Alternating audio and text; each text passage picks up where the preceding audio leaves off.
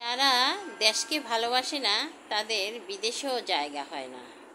এই যেমন একজন দেশকে প্রতিবেশীর হাতে তুলে দেওয়ার জন্য আপ্রাণ চেষ্টা করেছে, স্থলবন্দর আকাশপথ সব দিয়ে, তারপরও সেখানে থাকতে পারছে না।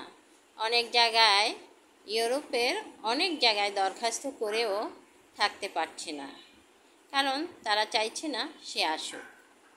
তো এই যে নিজের দেশকে অবহেলা করে অন্য দেশকে দিয়ে দেওয়ার যে প্রচেষ্টা, এখন বুঝুক নিজের দেশ কতটা ভালো ছিল, নিজের দেশ কতটা সাথী ছিল, নিজের দেশের মানুষকে গুলি ছুঁড়ে কতটা সে শান্তিতে আছে। আজ বুঝুক নিজের দেশের মর্ম। এজন্য দেশকে ভালোবাসতে হয়, দেশের মানুষকে ভালোবাসতে হয়, দেশের মানুষকে প্রাধান্য দিতে হয়। ধন্যবাদ।